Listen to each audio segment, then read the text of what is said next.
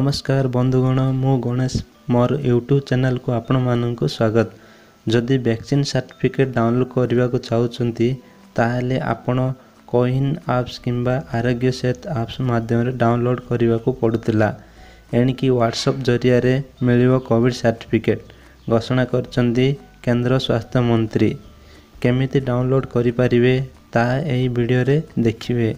Video देखिबा पूर्व जदि आम चैनल सब्सक्राइब करनांती ताहले सब्सक्राइब करी पाखरे थिबा ऑल बेल आइकन को दबे दियंतु। सर्वप्रथमे आपण निज मोबाइल को जाई स्क्रीन रे दिया जाइतिबा व्हाट्सएप नंबर को सेव करंतु, जहा कि केंद्र स्वास्थ्य मंत्री को द्वारा जारी कर जाइतिबा नंबर टी। वर्तमान आपण निज मोबाइल व्हाट्सएप को जाई सेव करतिबा व्हाट्सएप नंबर को खोजंतु, जहा मु कोविड केयर नाम देइछि।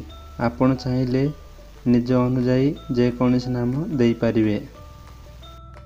एहा परे आपण कोविड सर्टिफिकेट टाइप करी एंट्री कर दियंतु। एंट्री करिया परे आपणक पाखकू ओटीपी पई एक मेसेज आसीबो, जहा कि 3 मिनिट पई वैध अटे।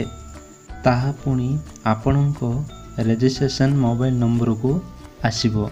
एहा परे 6 डिजिट ओटीपी टाइप करी एंट्री कर दियंतु।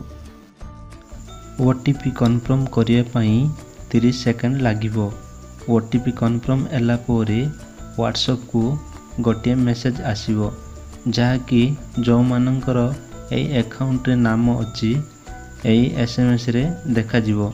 वर्तमान आमको एक नंबर व्यक्तिर सर्टिफिकेट आवश्यक, सेति पई आपण माने एक नंबर टाइप करी एंट्री कर दियंतु।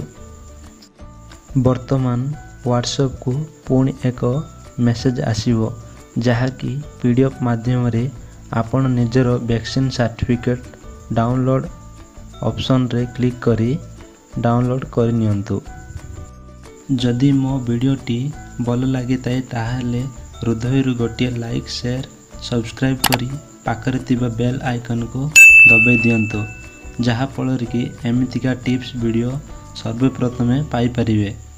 जय जगन्नाथ, नमस्कार।